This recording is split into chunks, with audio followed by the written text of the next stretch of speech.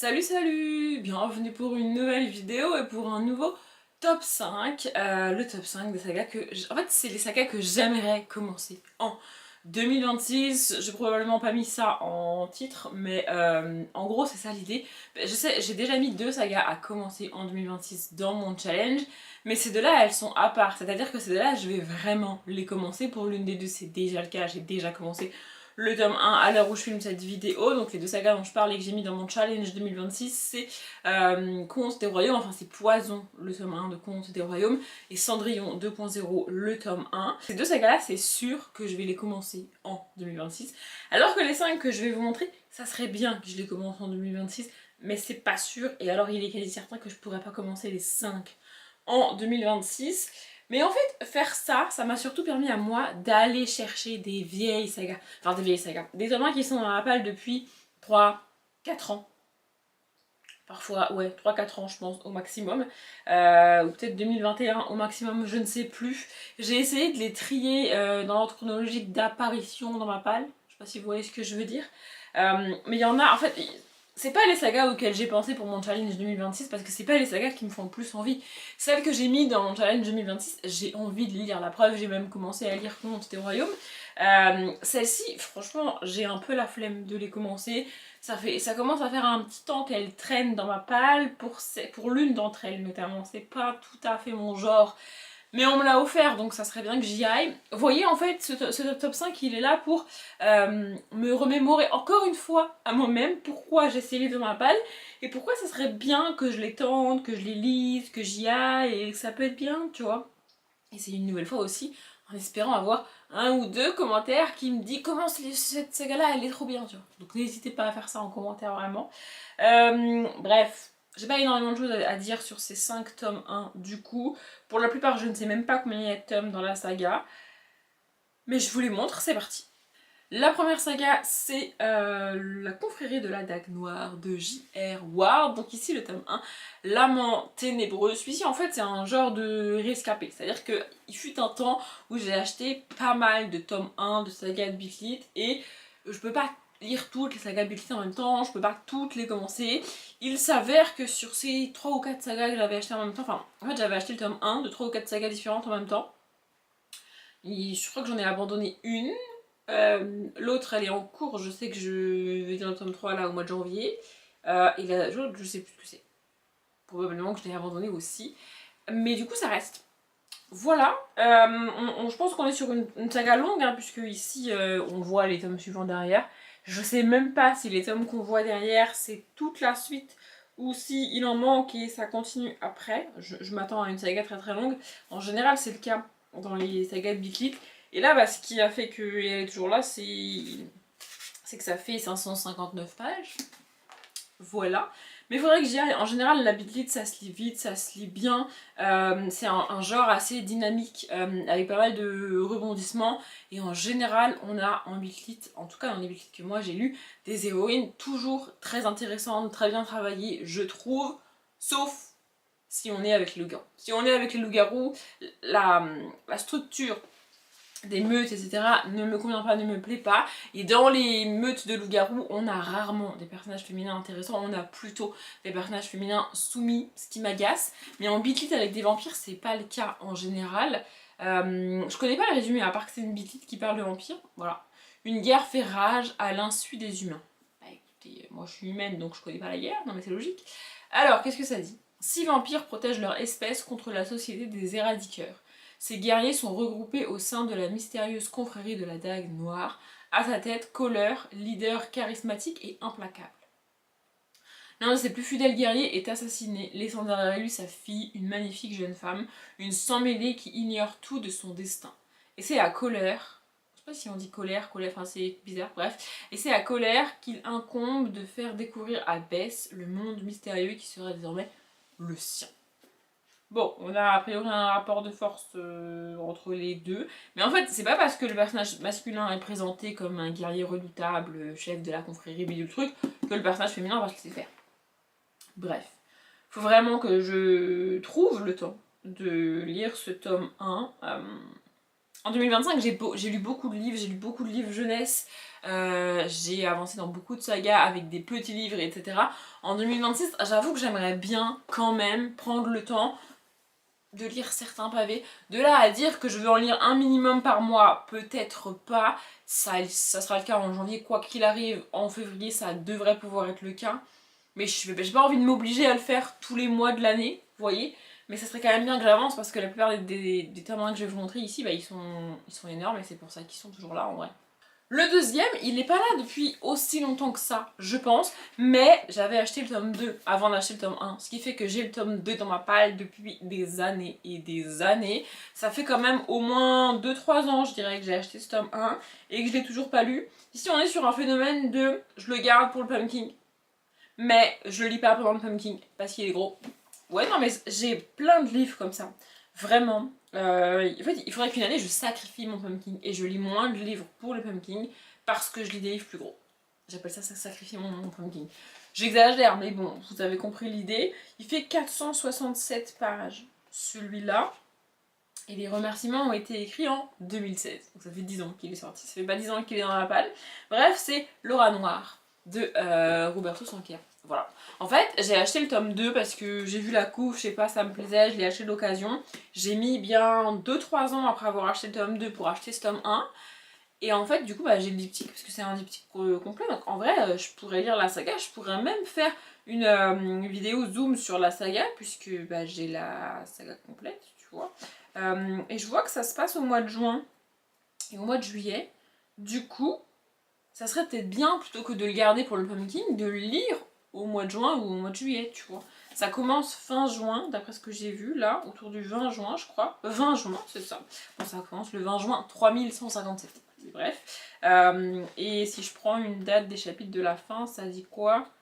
21 juin, 3158. Ah, donc ça s'écoule sur un an, a priori. Mais vu que ça commence et que ça finit en juin, c'est peut-être pas mal si je le lis en juin. Je sais pas, qu'est-ce que vous en pensez? Non mais en fait, ça m'enlèverait le truc de je le garde pour le pumpkin et je le lis pas pour le pumpkin. Le lire au mois de juin, en vrai c'est pas si mal que ça de lire des pavés sur l'été parce que de toute manière, l'été je lis pas. La période où je lis beaucoup c'est justement septembre-octobre pour le pumpkin et en général février-mars par là. Mais au milieu, bah, c'est peut-être l'occasion de lire des pavés, Audrey, je suis en train de me dire non mais ça pourrait être une bonne idée. Vraiment. Écoutez, je vais y répondre dans un coin de ma tête que le lire au mois de juin ça serait peut-être une bonne idée, mais ça fait pas très ambiance estivale, hein. Mais bon.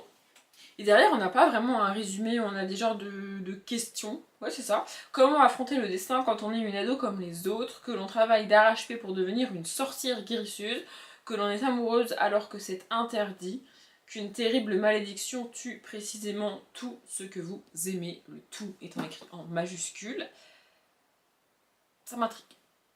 Je suis en train de préparer ma palle de février à l'heure où je vous parle et je m'étais dit je vais pas mettre un de ces 5 livres dans ma palle de février pour éviter de faire redite. Voilà, dans une vidéo par jour j'ai quand même fait pas mal de redites entre les vlogs, le book haul, etc. Il y a des livres que vous avez revus plusieurs fois. Donc je voulais pas, parce que la palle de février sortira donc le 31 janvier et ce sera la dernière vidéo de une vidéo par jour. Donc je voulais pas. Mais je sais pas, là ça parle de sorcière en vrai. Je me dis pourquoi ne pas mettre ça dans ma palle de février. Et comme ça je lirai le tome 2. Ça me motivera peut-être à mettre le tome 2. Soit à lire le tome 2 avant le pumpkin, soit à le lire pour le pumpkin. Vous voyez? Je sais pas. Ah, je sais pas. Un démon majeur tiré d'un sommeil séculaire, assoiffé de vengeance et de conquête, refait surface 3000 ans après l'apocalypse qui a anéanti la terre arcane. Ça a l'air si cool. Pourquoi j'ai toujours pas lu? Je suis bête ou quoi? Non mais vraiment, faut que je le lise. Faut vraiment que je le lise. Bon, pour le suivant, j'ai besoin vraiment d'un énorme coup de pied là-bas derrière pour le lire. C'est pas du tout mon style, c'est pas du tout mon genre. Mais on m'a offert le tome 2 et j'ai récupéré ce tome 1 chez ma mère. Et à un moment donné, il faut y aller quoi. Donc c'est 9, le tome 1, c'est arrivé la nuit de Marc Lévy. On est sur un mix de contemporain thriller, je sais pas trop. C'est pas trop un mix que j'apprécie d'habitude.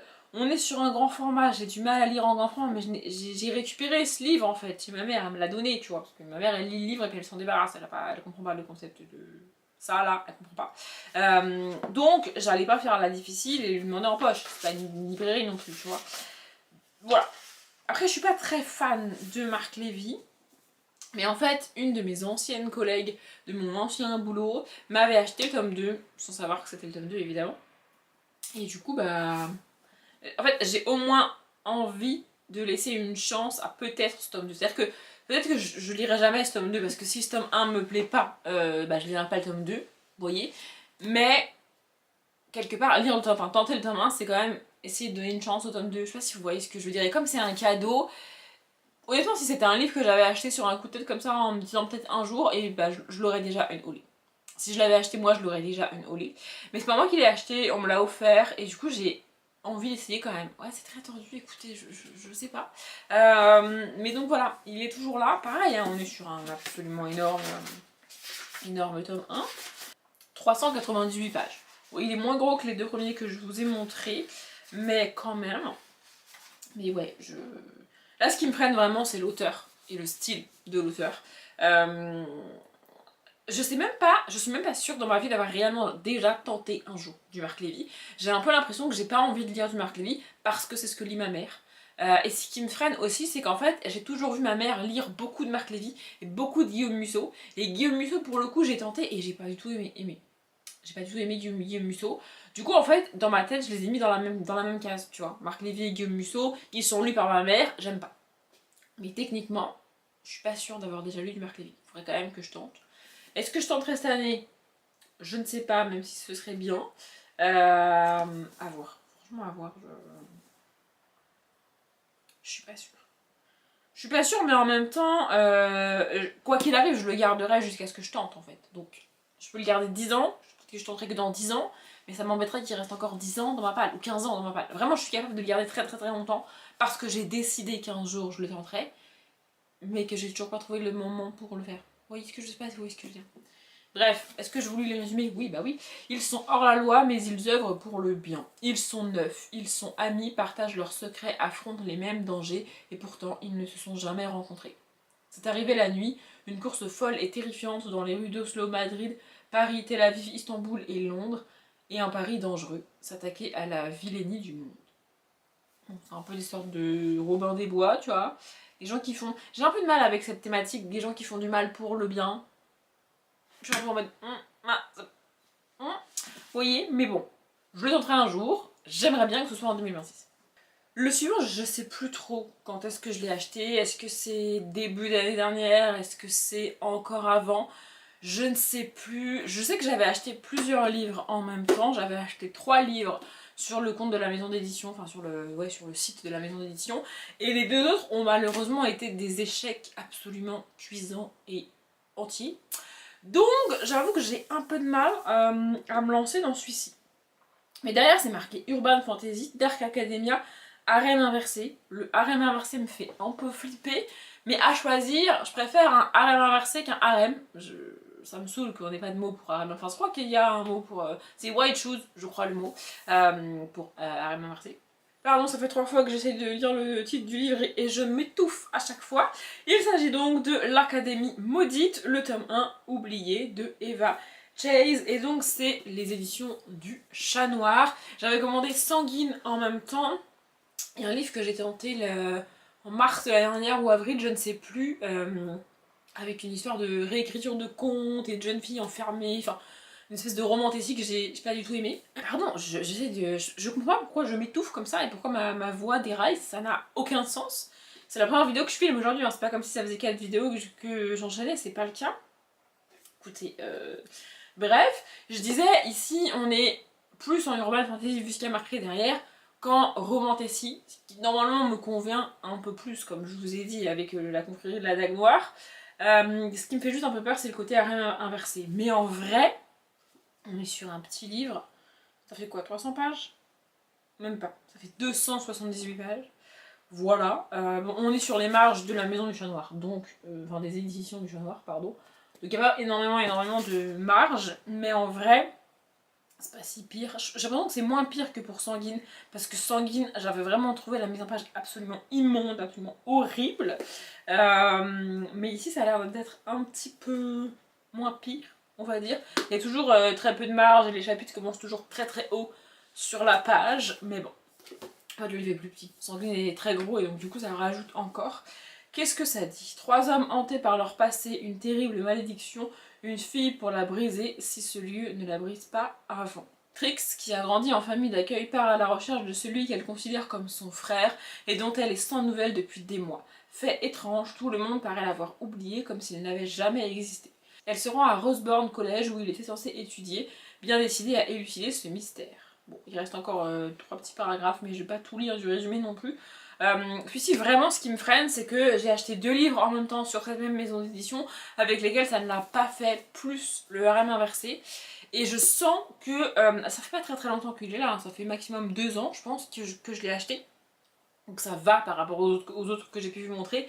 Mais je sens que si je ne le priorise pas maintenant, il va basculer dans la catégorie là depuis plus de 5 ans et pas lu. Vous voyez ce que je veux dire? Et j'ai pas envie qu'il traîne encore un petit peu. En fait, j'aimerais bien acheter d'autres livres sur les éditions du Chadoir, mais je sais que si j'en achète d'autres avant de lire celui-ci, je lirai probablement jamais celui-là. Il faut que je lise celui-là pour pouvoir acheter d'autres livres de cette maison d'édition que j'aime bien par ailleurs, mais là, vraiment, les 2 derniers ont été un échec. Donc, mais bon, Urban Fantasy, en fait, Urban Fantasy, c'est un peu de la bitlite. À peu près, approximativement. Vous voyez? Et donc, c'est mon truc, plus que la romantasy. Vous voyez ce que. Enfin, ça fait 3 fois que je le répète, je pense que vous avez compris, mais. Et apparemment, d'après ce que je vois, on a une narration alternée. Donc, on a Trix, évidemment, le personnage qu'on nous a présenté dans le résumé, et j'ai vu un autre nom, Rio, ce qui rappelle un peu la Casa des Papel, voilà, j'ai retrouvé, je galérais. Il y a aussi un certain Elias, je suppose, et je pense qu'on... Ah, et Jensen. Donc je pense que c'est les 3 cités, 3 hommes hantés par leur passé. En vrai, pourquoi pas, mais autant de personnages dans un si petit livre, ça me fait un peu peur, j'avoue.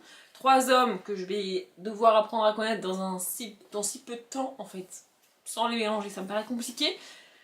Mais bon, il y a une fille qui cherche son frère et qui fait une sorte de quête dans un espèce de collège maudit, l'académie maudite, tout ça. Enfin, franchement, ça a l'air... Ça a l'air cool. Et derrière, on a plein de fleurs. Peut-être que je pourrais le mettre dans le Flower Book Challenge. Non, mais ça peut être pas mal. On a des espèces de roses derrière. Je sais pas si si on aura la fleur rose dans le challenge de cette année, mais ça peut faire un petit rappel, un petit... Vous voyez? Par contre, on a plein de flammes sur la cour. Enfin bref, faut vraiment... En fait, il faut juste que j'ai le déclic, quoi, pour celui-ci, parce que j'ai pas envie qu'il traîne encore des années, quoi. Et enfin, le dernier, je suis quasiment sûre que je l'ai acheté en 2025. Et je l'ai acheté parce que je veux retenter l'auteur. Personnellement, j'ai eu une pas très bonne expérience avec l'auteur, alors que c'est une saga que beaucoup de monde a aimé de lui. Les gens ont adoré, on dit que c'était trop cool et tout. Moi, j'ai abandonné le tome 2 parce que ça m'a saoulé. J'ai plus le titre de la saga, mais quand je vais vous dire l'auteur... Ah, Phobos, voilà, la saga c'est Phobos. Et donc, j'ai acheté un nouveau Victor Dixon, toujours sur des vampires. Vraiment, on est sur une thématique vampire aujourd'hui. Donc, c'est La Cour des Ténèbres, le tome 1, Vampiria, ou Vampiria le tome 1, La Cour des Ténèbres, je ne sais pas, de Victor Dixon. Donc, voilà, Phobos, franchement, j'ai lâché l'affaire au début du tome 2 ou dans le courant du tome 2. Ça m'a pas franchement convaincu du tout, alors que tout le monde adorait, tout le monde disait que c'était trop cool et tout. Et moi, vraiment, j'étais en mode, bah, c'est pas ouf, quoi. Vous voyez? Et donc, j'ai vu les gens parler des autres livres de l'auteur, Cogito, il y en a un autre aussi avec du vert, je crois, là. Je ne sais plus, voilà. La dernière histoire d'amour, Cogito. Enfin, vraiment, il a écrit pas mal de livres et je le vois passer sur les chaînes parce qu'en fait les gens ont adoré Phobos et donc continuent à lire du Victor Dixon, ce qui est cohérent, tu vois. Si t'aimes une saga d'un auteur, tu vas acheter les suivantes et tu vas probablement les aimer, tu vois. Sauf que moi, comme j'ai pas beaucoup aimé, j'ai pas aimé Phobos, voir des gens parler de Victor Dixon et dire j'adore Victor Dixon depuis Phobos et tout, ça me donne pas envie, tu vois. Je me dis, bah les gens ils ont aimé la suite parce qu'ils ont aimé, ces autres sagas et ces autres livres parce qu'ils ont aimé Phobos, tu vois. Alors qu'en fait, bah tu peux aimer un livre d'un auteur et pas aimer le reste. Ou inversement, tu vois. Donc je me suis décidée en 2025, il me semble, à acheter ce livre-là. On est sur une espèce de réécriture, enfin de... Genre on a pris l'histoire et on l'a modifiée, je sais plus comment ça s'appelle, ce genre de choses, mais en gros, en l'an de grâce 1715, le roi Soleil s'est transmuté en vampire, avec un Y, pour devenir le roi des ténèbres, roi avec un Y également. Depuis, il règne en despote absolu sur la vampiria, une vaste coalition à jamais figée dans un âge sombre. Un joug de fer est imposé au peuple maintenu dans la terreur et littéralement saigné pour nourrir l'aristocratie vampirique. Voilà, donc en gros, on est sur une réécriture de l'histoire en mode le roi Soleil, donc Louis XIV, si je ne me trompe pas, est un vampire. Ce qui n'est pas le cas dans la réalité, puisque les vampires n'existent pas, évidemment. Mais ouais, je sais pas. Je sais pas si j'aurais préféré ne pas du tout avoir un personnage existant dans cette histoire ou pas, je sais pas. Mais vraiment, il faut que... Pareil, on est sur le genre de bouquin qui n'est pas là depuis très longtemps. Mais en fait que j'ai acheté à un moment où je me suis dit allez, je redonne une chance à l'auteur, on va y aller, let's go. Et je l'ai pas fait sur le moment parce que j'ai lu d'autres trucs, etc. Et là on est un an plus tard, je pense, après mon achat quasiment. Et si je priorise pas cette lecture, ça va encore traîner pendant des années jusqu'à ce que j'ai à nouveau ce déclic. Le problème c'est que j'ai moins souvent le déclic pour des livres que je vois régulièrement dans ma palle que pour des livres que je vois pas. Je sais pas si vous voyez ce que je veux dire. Mais bref, ce serait bien qu'en 2026, je prenne le temps de le lire. Là, ce qui me freine principalement, c'est pas tant le nombre de pages, parce qu'on est en poche. Du coup, les 565 pages qu'il fait me choquent un petit peu moins. Ce qui me freine, c'est donc l'auteur, vous l'aurez compris. Mais j'ai décidé de lui redonner une chance, donc ça serait bien que j'aille au bout de ma décision et que je lise réellement ce livre. Tu vois, puis si ça me plaît pas, bah ça me plaît pas. J'arrêterai définitivement Victor Dixon probablement, mais bon, à partir de 13 ans, des vampires, la cour de Versailles, le roi Soleil, ça a l'air d'être assez terrifiant pour une lecture à partir de 13 ans, mais bon, j'ai quand même décidé de tenter précisément cette saga, hein. J'avais le choix pour Victor Dixon. Les vampires c'est un peu mon truc, j'aime beaucoup, donc il me manque juste un petit déclic en plus pour vraiment y aller. J'espère que je l'aurai en 2026. J'ai eu un peu de mal à tourner cette vidéo, on va pas se mentir, je pensais pas que ça me mettrait autant de temps, mais normalement pour vous, elle est pas trop longue. Après, montage, j'espère qu'elle vous a plu. Si vous aussi vous avez des tomes 1 comme ça qui traînent dans votre palle et que vous savez pas trop quoi en faire, est-ce que vous les tentez, est-ce que vous les gardez, est-ce qu'ils vont attendre encore, bah dites-le moi en commentaire. Peut-être que moi je pourrais vous encourager à lire des tomes 1 que moi j'ai lus et qui sont dans votre palle. Et n'hésitez pas en commentaire à m'encourager à lire ces livres parce que vraiment j'en ai besoin. Bref, je m'arrête là, j'espère que la vidéo vous a plu. Comme d'habitude, je vous souhaite une bonne journée, un bon après-midi, un bon appétit ou une bonne nuit. Et je vous dis à demain.